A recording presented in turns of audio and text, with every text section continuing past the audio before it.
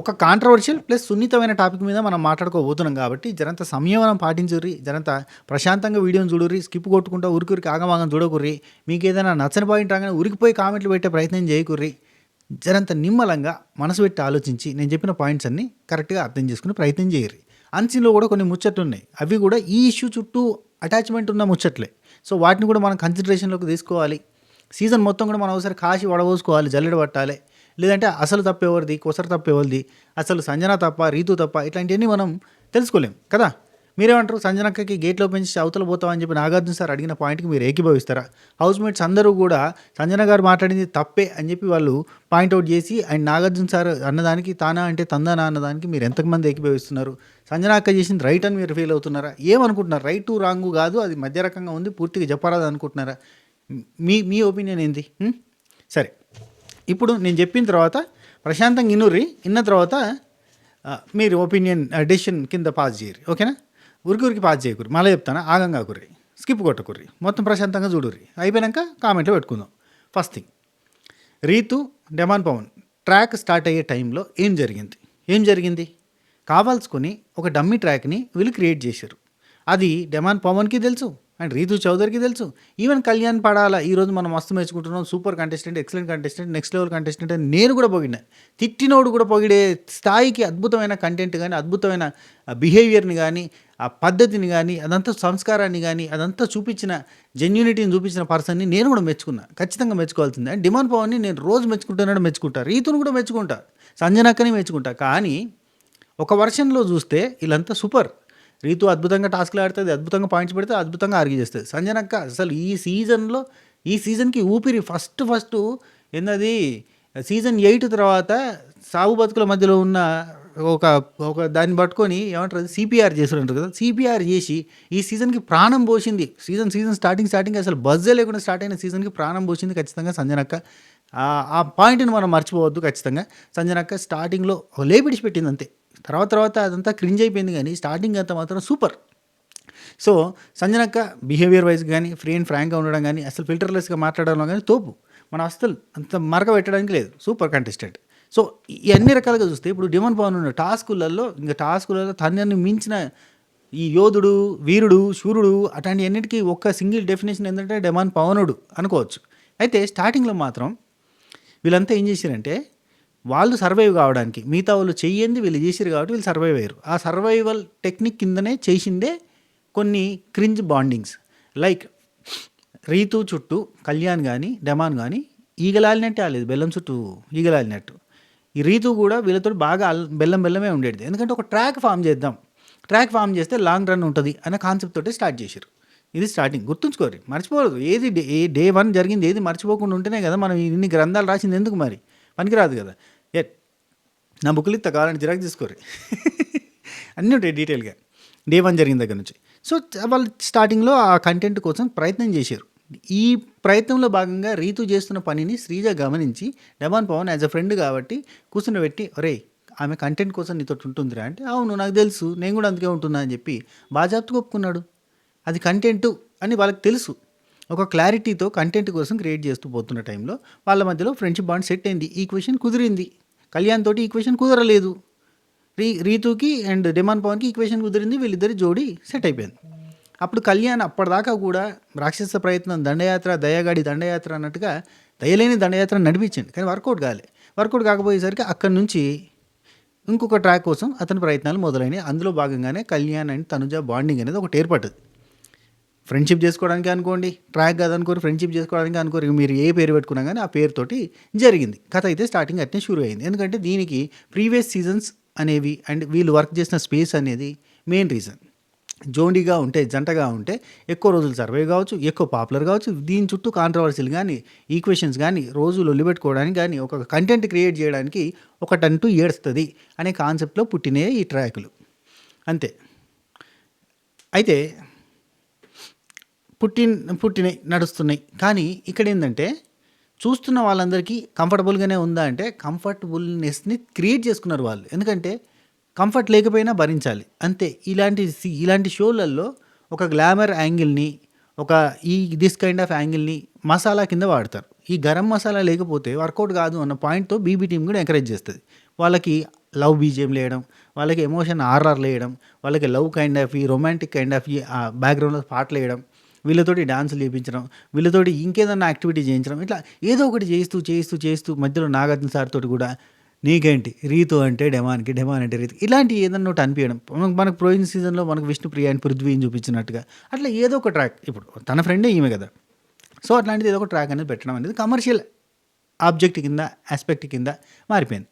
అలా పుట్టిన ట్రాక్లో భాగంగా ఫ్రెండ్షిప్ అనేది స్టార్ట్ అయింది. అండ్ ఈవెన్ ఆ స్టార్టింగ్ డేస్లో కూడా ఈ హగ్గులు ఇంకా మితిమీరి ఉండేటి, ఇంకా టూ మచ్గా ఉండేటి. అవి చూసి ఏంద్రా నాయన, ఏంద్రా ఈ కంటెంట్, దరిద్రమైన కంటెంట్, చెచ్చి ఎటువంటి కంటెస్టెంట్ అని చెప్పి నెత్తి నోరు కొట్టుకున్నాం మనం. ఈ హ్యాష్ట్యాగ్ ఋతుపవనాలు అని పెట్టుకుని ఏంద్రా ఈ కంటెంట్, దరిద్రమైన కంటెంట్ కాకపోతే అని అనుకున్నాం. కానీ రాను రాను రాను ఆ ట్రాక్ని మనం కూడా అలవాటు పడిపోయి అలా ట్రాక్ని వదిలేసి ఒక ట్రాక్ ఏమో ఇట్లా కొంచెం అస్తవ్యస్తంగా ఒకరి వల్ల ఒకరి గేమ్ పాడవుతూ నాశనం అయిపోతూ వస్తూ ఉంటే మనం వదిలేసినాం. ఇంకో ట్రాక్ ఏంటంటే తనుజ లిమిట్లో పెట్టేస్తుంది, ఒక డాట్ పెట్టేసి అక్కడికి ఆపుతుంది, ఇట్లా చెయ్యి పెట్టేసి ఉంచుతుంది, అంతే, అక్కడే ఉండాలి అంతే. సో తనకి మనుషుల్ని మైండ్ గేమ్తో ఎలా తిప్పుకోవాలి తన సైడ్ అనేది తెలుసు, ఎక్కడి వరకు తిప్పుకోవాలి, ఎంత తిప్పుకోవాలి, ఎక్కడ ఆపాలి అనేది కూడా తెలుసు. కాబట్టి ఆ మైండ్ గేమ్ అట్లా నడుస్తూ వచ్చింది. కాబట్టి ఆ ట్రాక్లో మనకు క్రింజ్ కనబడలే, ఈ ట్రాక్లో మనకు క్రింజ్ కనబడ్డది. ఎందుకంటే చిన్న చిన్న ఆనందాలు వచ్చినప్పుడు, చిన్న చిన్న బాధలు వచ్చినప్పుడు ఉరికిపోయి హగ్గు చేసుకోవడాలు మనకి ఎంతవరకు అయితే చూపించారు, మనకి హగ్గు వరకు అయితే చూపించారు. సో అంతకు మించి నాకు అనిపించిందా సంజనక్కకి, ఏమో తెలియదు, లోపల ఉంటుంది కాబట్టి ఏమో తెలియదు, ఎందుకు ఆమె మాట్లాడుతుందో మనకు తెలియదు. కానీ వీళ్ళ ట్రాక్ని చూస్తూ చూస్తూ వస్తున్నప్పుడు స్టార్టింగ్లోనే చెప్పేది ఉండే, చెప్పలేదు. రమ్య వచ్చి చెప్పినప్పుడు ఆయన ఏమైనా మారిండా డిమాండ్ పవన్? మారలేదు. అంటే రీతు వల్ల డిమాండ్ పవన్ గేమ్ పాడవుతుంది, డిమాండ్ పవన్ గేమ్ పాడవుతుంది అన్న వ్యక్తులు ఎవరు కూడా డిమాండ్ పవన్ నీ వల్ల రీతు గేమ్ పాడవుతుంది అని చెప్పి రీతుకి ఎవరు చెప్పలే. ఎందుకంటే రీతు గేమ్ పాడగాలేదు, రీతు గేమ్ స్టాండ్ అవుతూ వచ్చింది, రీతు పాయింట్స్ పెట్టింది, రీతు ఫైట్ చేసింది, రీతు కొట్లాడింది, రీతు గెలవడానికి తాపత్రయం చేసింది, అట్ ద సేమ్ టైం ఈ ట్రాక్ నడిపించింది. డిమాండ్ పవన్ ఆ ట్రాక్లో పడి తన గేమ్ని పోగొట్టుకుంటూ వచ్చిండు. ఓన్లీ టాస్కులలో గెలుస్తాడు, మిగతా టైంలో అంతా చల్లగా ఉంటాడు, సప్పగా ఉంటాడు, మాటలు మాట్లాడడానికి పెద్దగా రాదు. ఆ ట్యాక్ వల్ల సర్వైవ్ అయ్యండి అని చెప్పొచ్చు. లిటరల్లీ చెప్పాలంటే డిమాండ్ పవన్ సర్వైవ్ అయ్యాడు, టాస్కులు మాత్రమే ఆడతాడు, మిగతా టైంలో సైలెంట్గా ఉంటాడు. ఇది డిమాండ్ పవన్ కొన్న మేజర్ మైనస్, ఇది major minus. So demon Pavan ఇలా నడుస్తున్న టైంలో ఇప్పుడు రమ్య దివ్యనికిత వచ్చినప్పుడు కూడా మీ బాండింగ్ కరెక్ట్ లేదు, మీ బాండింగ్ వల్ల నీకే మైనస్ అవుతుందని డిమాండ్ పవన్కి చెప్పింది. ఒకటి నేను ఇవన్నీ గుర్తు చేస్తున్నంటే, అప్పుడు చెప్పిన ఎవరైతే పర్సన్స్ ఉన్నారో ఈరోజు డిమాండ్ పవన్ రీతుకి సర్టిఫై చేసి వాళ్ళ బాండింగ్లో మాకేం మిస్టేక్ కనబడతలేదు, సంజన గారిది తప్పు అని చెప్తున్నారు. రైట్? దివ్యనికిత గిదే తనుజ మొన్న నామినేషన్స్ టైంలో నామినేషన్లో ఈ పాయింట్స్ పెడుతుంటే మీరు చెప్పిన పాయింట్స్ రాంగ్ అని అంటలేం, కానీ మీరు ఇలా చెప్పకూడదు, చెప్పే వర్షన్ వేరు ఉంటుందని చెప్పారు. మరి ఈరోజు తను చెప్పిందే రాంగ్ అని చెప్పి చేయెత్తారు. ఎవరిది తప్పు ఇక్కడ? తనుజది, దివ్య తప్పు కదా. తనుజ సాటికి ఏమన్నది వీళ్ళ ఫ్రెండ్షిప్ కాదని చెప్పింది, వీళ్ళ ఫ్రెండ్షిప్ కాదు, లవ్ కాదు, వాళ్ళ అండర్స్టాండింగ్ ఉందని చెప్పింది. మళ్ళీ వీళ్ళ ఫ్రెండ్షిప్ బాండ్కి ఇట్లాంటి పేర్లు పెట్టడం తప్పు అని చెప్పి తర్వాత మాట్లాడింది. డబుల్ స్టాండర్డ్ కదా, డబుల్ స్టాండర్డ్. ఇప్పుడు సరే ఎక్కడ వచ్చిన మనం ఇక్కడ ఈ వైల్డ్ కార్డ్గా వచ్చిన ఈ దివ్యనికిత అప్పుడు చెప్పింది ట్రాక్ బాగాలేదు, మీదంతా ట్రయాంగిల్ నడుస్తుంది, రెక్టాంగిల్ నడుస్తుంది అని కూడా చెప్పింది వచ్చినప్పుడే. గుర్తుందా? అప్పుడు హ్యాష్ట్యాగ్ ఋతుపవనాల టైంలో వచ్చింది కాబట్టి ఆమె ఈ ఋతుపవనాలంతా ట్రయాంగిల్లో నడుస్తుంది అన్న పాయింట్ కూడా మెన్షన్ చేసింది. ఎవరు మర్చిపోలేదు, అవన్నీ పాయింట్స్ నాకు గుర్తున్నాయి. హ్యాష్ట్యాగ్ ఋతుపవనాలు పేరు పెట్టిందే నేను, ఆ పేరు పెట్టినప్పుడు మెన్షన్ చేసి చెప్పిన ఈ ట్రయాంగిల్ని చూడు ఎత్తి చూపించింది ఋతు పవనాలు in the sense Kalyan Pawan, అదే పవన్ కళ్యాణ్ పవన్, రెండు డిమాండ్ పవన్, ఈ రెండు పవనాలు కలిపి పవనాల కింద పెట్టినాం మనం. సో అప్పుడు ఆమె చెప్పింది ట్రయాంగిల్ స్టోరీ నడుతుంది ఇది అని. అప్పుడు సిగ్గు మొగ్గలేసినట్టుగా నవ్వింది రీతు. అంటే ఇవన్నీ కామన్, ఇదంతా జుజుబి, ఇదంతా టైంపాస్, ఇది ట్రాక్ కోసం, ఇది జస్ట్ జనాలు ఎంటర్టైన్ చేసిన ఇదో ఒక రకమైన ఎంటర్టైన్మెంట్ కోసం అని చెప్పి రీతు కూడా లైట్ తీసుకుంది. తర్వాత ఏం జరిగింది? ఆ తర్వాత ఈ వైల్డ్ కార్డ్స్ వాళ్ళు వచ్చారు. వైల్డ్ కార్డ్స్ వచ్చినాక రమ్య కళ్యాణ్ని మనం అప్పటిదాకా రుద్రుడు స్టార్ అని చెప్పి మనం బాగా అనేటోళ్ళం, ఎవరిని? కళ్యాణ్ని. సో కళ్యాణ్కి రుద్రుడు స్టార్, అమ్మాయిల మీద చేతులు వేస్తాడు, ఇవన్నీ పాయింట్ అన్నీ కూడా దువ్వాడ మాదిరక్క అట్నే రమ్య ఇద్దరు కూడా ఇదే పాయింట్ మెన్షన్ చేశారు. డిమాండ్ పవన్కి అయితే పర్సనల్గా కూర్చొని మనూరోడివి, రాజమండ్రి కదా వాళ్ళది, ఈస్ట్ వెస్ట్, మనోడు తణుకు, వాళ్ళది కూడా తణుక, మరి రాజమండ్రి తెలియదు కానీ. సో అక్కడ అమ్మాయి ఊరు అన్న సెన్స్లో మనోడు, మన ఏరియా వాడు, మనూరోడు అన్న ఒక అంటే ప్రాంతీయాభిమానం ఉంటుంది కదా, దాంతో ఒరే నీ గేమ్ పాడవుతుంది ఆ అమ్మాయి వల్ల అట్లా పాడైపోతుంది, నువ్వు క్రింజ్ చేస్తున్నావు అమ్మాయితోటి, ఇదంతా బాగలేదు, బయటకు ట్రాక్ నెగిటివ్ పోతుంది, దీనివల్ల నువ్వు బ్యాడ్ అవుతున్నావు, నువ్వు అర్థం చేసుకో, అమ్మాయిది ఏం పాడైతలేదు, అమ్మాయి మంచిగా ఉంది, నీదే గేమ్ అంతా పోతుంది, ఆమె గేమ్ బాగానే ఉంది, నీ గేమ్ పోతుంది అని చెప్పి మరీ నొక్కి వక్కానించింది, గట్టిగా చెప్పింది, నువ్వు పిచ్చోడివి నీకు అర్థమవుతుంది అని చెప్పింది. అయినా కానీ డెమాన్ పవన్ మార్చుకున్నాడా? అంటే కోర్స్ వీళ్ళిద్దరి మధ్యలో బాండ్ ఏర్పడ్డది, వీళ్ళిద్దరి మధ్య క్లోజ్నెస్ ఏర్పడ్డది, వీళ్ళిద్దరి మధ్య ఫ్రెండ్షిప్ ఏర్పడ్డది. కానీ అందులో ఈ ట్రాక్ లాగా చూపించడంతో వీళ్ళు ట్రాక్ లాగా మూవ్ అవడంతో ఫ్రెండ్షిప్ లాగా ఉంటే కనుక తనుజాకి కళ్యాణ్కున్న బాండ్ లాగానే ఉండిపోయి ఉంటే వీళ్ళ మీద నెగిటివిటీ రాకపోయేది. తనుజాకి కళ్యాణ్కి వచ్చిందా నెగిటివిటీ? రాలేదు. ఎందుకంటే వాళ్ళు ఏ లిమిట్లో ఉండాలో ఆ లిమిట్లో ఆగిపోయారు. కానీ ఇక డెమాన్ పవన్, రీతు వీళ్ళు ఆ లిమిట్లో ఆగలే. రుకో జరా రీతు ఫ్యాన్స్, నేను మీకు కూడా మాట్లాడతా, మీరు ఏం టెన్షన్ పడకూరు, ఎందుకు మొత్తం నెగిటివ్ చేస్తున్నావు అని చెప్తా. నాకు రీతు పాయింట్స్ పెట్టే విధానము, డిఫెండింగ్ చేసుకునే విధానము, ఫైట్ చేసే విధానము, అబ్బాయిలతో కూడా సూపర్ ఫైట్ చేసే విధానం నాకు ఇష్టం. శ్రీజ కూడా అట్నే ఫైట్ చేస్తే, అందుకే శ్రీజ కూడా ఇష్టం.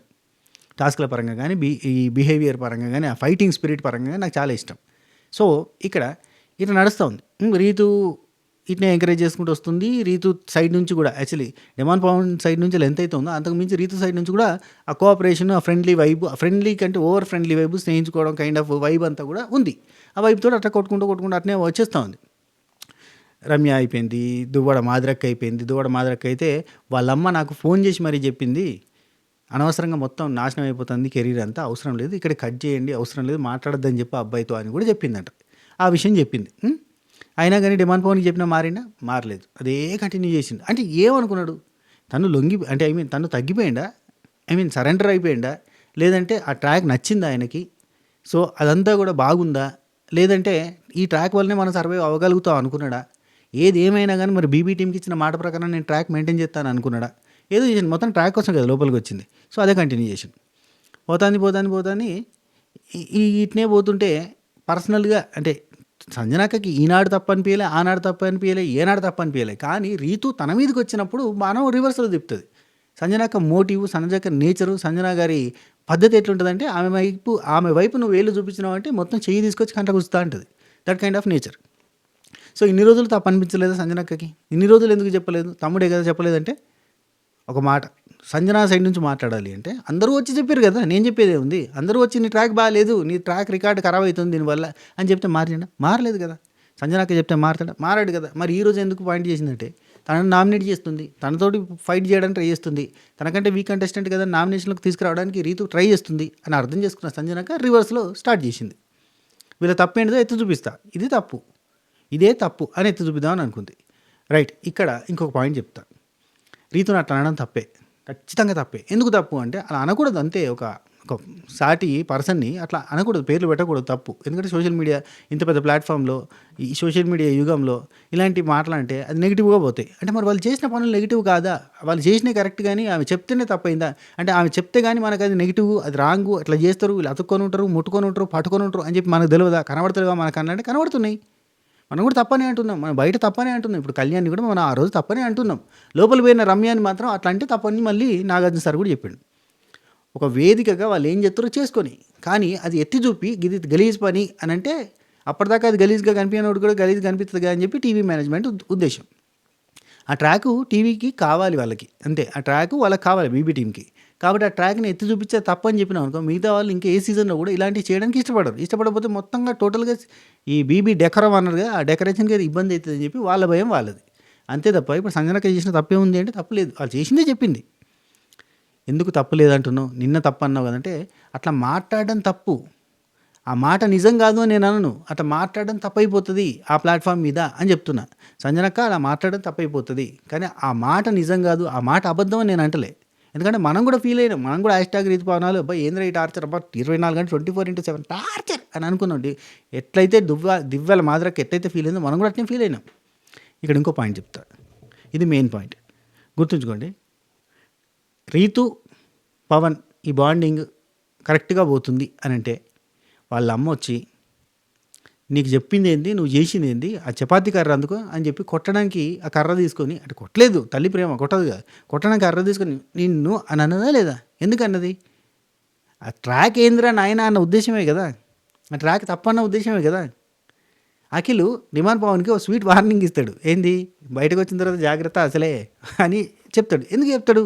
ఊరికే చెప్పాడు కదా అంత పాజిటివ్ అయితే. కానీ మళ్ళీ దూరం పోయినట్టే పోయి మళ్ళీ అతుకుంటారు. అబ్బాయి ఇదొక బాధ, బంకలెక్క అతుకుంటారు. అయస్కాంతాలు ఉంటాయి చూడు, తప్పకన్నా అతుకుంటాయి, ఆ టైప్లో అతుక్కుంటారు. సరే, ఇక్కడ ఇమాన్యుయల్, దివ్య, తనుజ వీళ్ళంతా కూడా సంజన గారిది తప్పు అని అంటారు. తప్పు అని అనాల్సి వస్తుంది, తప్పదు. అంటే ఒక మీడియాలో ఒక షోలో అలా ఒక అమ్మాయి గురించి మాట్లాడడం తప్పవుతుంది. వాళ్ళు చేసిరా చేయలేదంటే ఇప్పుడు చెప్పు ఒక పాయింట్. అన్సీన్ ముచ్చట్లు ఉన్నాయబ్బా. అన్సీన్ ముచ్చట్లలో ఒక పాయింట్ ఉంది ఇక్కడ రాసిన. ఇమాన్యుయల్ కూర్చొని ఉంటాడు మధ్యలో. ఇటు పక్కన డిమాండ్ పవన్ కూర్చొని ఉంటాడు. ఇమాన్యుయల్ ఇటు డిమాండ్ పవన్, ఇటు రీతు, అక్కడ దివ్య ఉంటుంది. రైట్. ఇక్కడ డిమాండ్ పవన్ ఇటు రీతుని చూసి పిలిచి ఇట్లా అంటాడు. ఇట్లా అనగా దగ్గరికి వస్తుంది. దగ్గర రాగానే అని అంటాడు. అనగానే మధ్యలో ఇమాన్యుయల్, అబ్బా నన్ను మధ్యలో పెట్టి ఇవన్నీ చేయకండి రా, నాకు ఇబ్బందిగా ఉంది అంటాడు. ఏందన్నట్టు ఇక్కడ ఇతను ఏం పడుతున్నాడు ఇబ్బంది, ఇది ఏంద్రా మాకు ఈ టార్చర్, మీరంతా ఇవన్నీ చూపిస్తుంటే మాకేమనిపిస్తుంది అన్న సెన్సేనా. మనం కొన్ని ఫిల్టర్ వేసుకుని మాట్లాడాల్సి వస్తుంది. అవునా కదా. ఇక్కడ ఇమాన్యుయల్ పరిస్థితి ఏముంది, ఏంద్రా మీ సరసాలు అన్న సెన్సే కదా. మీరు ఇవన్నీ చేయకండి నన్ను మధ్యలో పెట్టుకొని అని. అండ్ ఇక్కడనే ఇంకో మాట చెప్తాడు ఇమాన్యుయల్. వీడే అంటే ఇక్కడ ఆ తర్వాత బుగ్గకి వెళ్తాడు. మళ్ళీ ఇమాన్యుయల్ బుగ్గకి వెళ్ళిన తర్వాత ఇక్కడ రీతు అంటుంది, నిన్ను కూడా చేశాడు కదరా అంటే వీడు ఏది డైరెక్ట్గా పోడు, ఇట్లా తిప్పుకొని పోతాడు. నా దగ్గరికి వచ్చి ఫస్ట్ నాకు హగ్గిస్తాడు. హగ్గిచ్చి టక్కన పక్క జరిపి టక్కన పోయి పట్టుకొని ఉంటాడు అంతే రీతుని. అట్నే ఉంటాడు అంటది. ఇట్లా అని ఉంటాడని ఇట్నే పెట్టి చూపిస్తాడు. ఇది వీడు చేసేది. డైరెక్ట్గా పోడు. అంటే నాకు సిగ్గన్నా, నాకు కొంచెం సిగ్గు మొహమాటం ఎక్కువ అంటాడు. ఒరే నీకు సిగ్గు మొహమాటం ఎక్కువ అయితేనే ఇట్లుందంటే, ఒకవేళ నువ్వు సిగ్గులేనుడు అయితే ఈ సీజన్లో మేము ఇంకెన్ని దారుణాలు చూసేటోళ్ళం రా. ఏంటిది ఇది అది నెగిటివ్ సెన్సే కదా. అన్సీన్లో చూపించారు కదా, అది తప్పే కదా. దాని గురించే కదా ఇక్కడ సంజన గారు పాయింట్అవుట్ చేసిందే కదా చెప్పింది అనేదే కదా మెయిన్ పాయింట్. మధ్యలో ఉన్నప్పుడు నాకు ఇట్లా చేయకుండా ఇరిటేటింగ్ బాగోలేదురా ఇదంతా అనంటే, దానికంటే ముందు వేరే మనకి ఎపిసోడ్లో చూపించిన పాయింట్స్ కావచ్చు, ఇంకా అదేంటి ఇంటికాడ రుచితో గుర్తొస్తుందా, ఇట్లాంటి మాటలు మాట్లాడుకున్నాయి అన్నీ. దాని తర్వాత ఇవన్నీ జరిగినాయి అన్నట్టు. సో ఇక్కడ వీళ్ళు మధ్యలో డిస్కషన్. డిమాండ్ పవన్ అంటాడు, అన్నా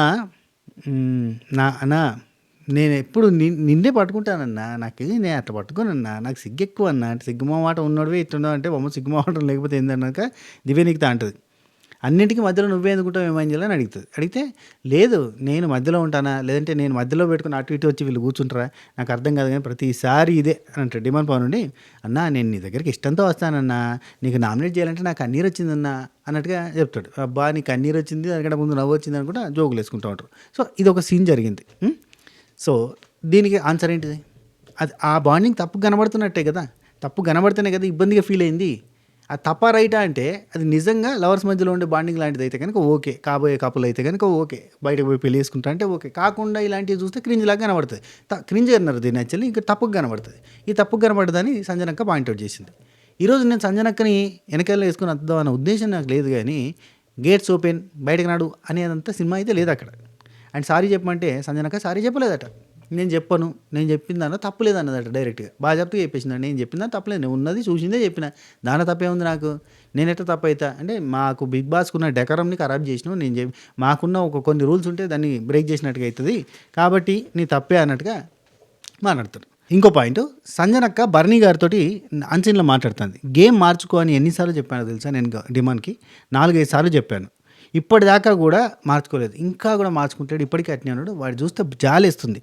బెస్ట్ ప్లేయర్ అన్న, మొత్తం దాంట్లో బెస్ట్ ప్లేయర్ వాడే, మొత్తం పోగొట్టుకుంటున్నాడు అన్న. మీ ఫ్రెండ్ని చూసి, అంటే బర్నీ అన్నతో చెప్తుంది, మీ ఫ్రెండ్ను చూసి మీ క్యారెక్టర్ ఏంటి, మీ క్యాలిబర్ ఏంటి అనేది గెస్ చేయొచ్చు, అంతే కదన్న. అదే కదా ఇప్పుడు హారిక కూడా వచ్చి చెప్పింది, రీతుతో కనబడుతున్నావు, నువ్వు రీతు లేకపోతే కనబడతలేవు, ఇక్కడ డిమాండ్ ఉన్నాడంటే రీతు ఏది, రీతు లేకపోతే డిమాండ్ లేదు, డిమాండ్ లేక రీతు లేదు, వచ్చిందండి వయ్యారి అని చెప్పింది.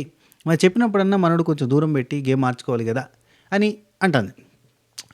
ఇక్కడ నేను అంటా, రమ్య వచ్చినప్పుడు మనోడు మారలే, ఇంకెవరో వచ్చి చెప్పినప్పుడు మారలే, అట్నే ఉన్నారు. అంటే వాళ్ళ బాండింగ్ ట్రూ, వాళ్ళు బయటకు వెళ్ళిన తర్వాత కలిసి ఉంటారు, పెళ్లి చేసుకుంటారు, అవన్నీ కాదు కదా, లేదు కదా. అందుకని చెప్పి రియాక్ట్ అవుతుంది అంటుంది, వాళ్ళు వచ్చి చెప్తున్నారు, ఇదంతా బాగానే ఉంది. కానీ ఇక ఇక్కడ మనం ఒకటి ఆలోచించాలి, ఎవడు చేసిన కర్మకు వారే బాధ్యులు. డెమాన్ పవన్ ఇండివిజువల్గా ఉంటే ఇన్ని రోజులు ఉండేటోడా అనేది ఒక క్వశ్చన్ మార్క్ వేసుకోవాలి. కలిసి ఉన్నాడు కాబట్టి ఇన్ని రోజులు ఉన్నాడు కాబట్టి కప్పు కొడతాడంటే కొట్టాడు. ఎందుకంటే ఈ కంటెంట్ వల్ల తన గేమ్ అయితే బ్యాడ్ అయిపోయింది.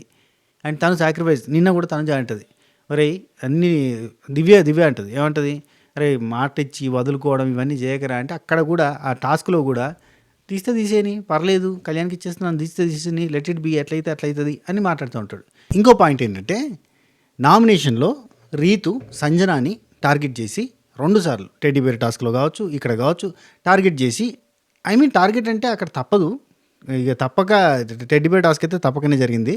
అక్కడ మార్పులు చేర్పులు జరగడం వల్ల అయింది. అయితే పాయింట్లు పెట్టాలి కాబట్టి పాయింట్లు పెట్టింది. సో ఆ పాయింట్లు పెట్టినందుకు సంజనా గారు రియాక్ట్ అయిన విధానం, నీ వల్ల తను మోకాల మీద కూర్చుండాల్సి వచ్చింది అనడంతో రీతు రియాక్ట్ అవ్వడం స్టార్ట్ అయింది. అదంతా మనసులో పెట్టుకుని నన్ను పర్సనల్గా డిగ్రేడ్ చేసినట్టు మాట్లాడిందని మళ్ళీ నెక్స్ట్ నామినేషన్లో అంటే మన నామినేషన్లో మీరు 6 వారాల పాటు కనబడలేదు అని. అంటే ఇక్కడ రీతు చేసేదంతా స్ట్రాటజీ. ఏంటంటే నాకంటే వీక్ ఎవరైతే ఉంటారో వాళ్ళు నామినేషన్లో ఖచ్చితంగా ఉండాలని స్ట్రాటజీ ప్రకారంగా చేస్తుంది. ఇందులో భాగంగా 6 వారాలు నువ్వు కనబడలేదు అనగానే ఈమెకు సర్రమని కాలిన తర్వాత గేమ్ గురించి మాట్లాడి నువ్వు కనబడ్డావా, లేదంటే నువ్వేం ఆడినావు, నేను గివ్ ఆడినా, నువ్వు గవ్వ ఆడినావు అని కొలుసుకుంటే బాగుండేది. కానీ అట్లా పోకుండా పర్సనల్ లెవెల్లోకి పోయి, అంటే మీ ట్రాక్ ఏంటి, మీరు కూర్చుండే విధానం ఏంటి, మీరు అంటుకొని ఉంటారు, అది తప్ప రైటా అంటే ఇక్కడ చాలా వరకు అంటే బేసిక్గా ఎన్ని చెప్పినా ఒకటబ్బా, సంజనా గారు అలా మాట్లాడకూడదు అంతే. వాళ్ళు చేసింది తప్ప రైటా, వాళ్ళు చేసింది రైటు తప్పు అనేది మనం జడ్జి చేయడానికి ఎవరము అని అంటే ఈ షోనే జడ్జిమెంటల్ షో కదా, జడ్జి చేయక తప్పదు అని మనం అనుకుంటాం. కానీ కొన్ని విషయాలు మనం జడ్జి చేయలేమబ్బా. నాకైతే రీతు పవన్ ట్రాక్ మనకి చూసి అలవాటు అయిపోయింది కాబట్టి పెద్దగా ప్రాబ్లం లేకుండా పోయింది. స్పెసిఫిక్గా మాట్లాడుకుంటే అందరికీ అది ప్రాబ్లమేటిక్ సిచ్యువేషనే. అండ్ అందరికీ నచ్చలేదు ట్రాక్, ఎవరికీ నచ్చలేదు, ఈవెన్ వాళ్ళ అమ్మకు కూడా నచ్చలేదు. మీకు నాకు నచ్చిందంటే మనం దండగా, వాళ్ళ అమ్మ కూడా నచ్చలేదు, అదంతా నెగిటివ్గా పోతుందన్న సెన్స్ ఉంది. కానీ తన గేమ్తో ఆ ట్రాక్ని మనకు కనిపించకుండా చేసేసింది రీతు. కానీ లాస్ట్ మూమెంట్కి వచ్చేసరికి సంజనా గల్రాని గారిని ఆపోజిట్గా మాట్లాడేసరికి ఆమె టార్గెట్ చేసి ఈమె బాండింగ్ గురించి బయటపెట్టే ప్రయత్నం చేస్తుంది. కానీ ఇలాంటి మాటలు అంటే అంటుకొని కూర్చోవడం నాకు నచ్చట్లేదు, అన్కంఫర్టబుల్గా ఉంది అనడము కరెక్ట్ కాదు. ఎందుకంటే వాళ్ళకున్న ఫ్రెండ్షిప్ తోటి, వాళ్ళకున్న బాండింగ్ తోటి, వాళ్ళకున్న ఏదో ఒకటి, అది ఏం బాండ్ అనేది దేవుడికి ఎరక, కానీ ఆ బాండ్ తోటి వాళ్ళు అట్లున్నారు కాబట్టి వాళ్ళకి సమస్య లేనప్పుడు మనం ఏం అనడానికి లేదు ఈ సొసైటీలో, అంతే కదా. అంటే ఏం లేదు ఇక్కడ, బేసిక్గా చెప్పడానికి ఏం లేదు, చెప్తే వినేటోళ్ళు ఎవరు లేరు. సొసైటీలో చాలా మంచి మాటలు చెప్పడానికి ప్రయత్నం జనాలు చేస్తూ ఉంటారు, చెప్తే ఎవరైనా ఏంట్రా. కానీ ఇక్కడ మనం ఒకటి అనాలి, ఇన్ని రోజులు లేని మంచి ఇప్పుడు ఎక్కడ వచ్చింది సంజన గారికి, ఇన్ని రోజులు లేని ప్రాబ్లం ఇప్పుడు ఎందుకు వచ్చింది అనేది ఎవరైనా క్వశ్చన్ చేస్తారు, అంతే కదా. ఎవరైనా క్వశ్చన్ చేస్తారు, అంటే ఈవెన్ టార్గెట్ చేసినందుకు ఆమె టార్గెట్ చేసింది అనేది మాత్రం వాస్తవం. సో దీని మీద మన జడ్జిమెంట్ పాస్ చేయడానికి లేదు, ఎవరి ఒపీనియన్ వాళ్ళకు ఉంటుంది. కొంతమందికి సంజన గారు కరెక్ట్ అనిపిస్తారు, 90s kids 80s kids Sanjana గారు కరెక్ట్ అనిపిస్తారు, 20s కిడ్స్ అంతా కూడా ఆ రీతు చేసిందని తప్పే ఉందని క్వశ్చన్ చేస్తారు. That's it, there is the matter. మీరు ఎవరిది తప్పు అనుకుంటున్నారు, అండ్ సంజనా గారిని గేట్ ఓపెన్ చేసి బయటకు పో అనడం కరెక్టేనా, మీరు ఏమంటారు కింద కామెంట్ చేస్తే ప్రయత్నం చేయండి, ఓకేనా. దీని మీద మన జడ్జిమెంట్ పాస్ చేయడానికే లేదు, దట్స్ ఇట్, ఇది మ్యాటర్. ఈ వీడియో మీకు నచ్చే ఉంటుంది, నచ్చితే లైక్, షేర్, కామెంట్, సబ్స్క్రైబ్, గంట కొట్టేసేయండి. ఉంటా, take it, Tata, by by, నమస్తే, శుభకే, టెడింగ్.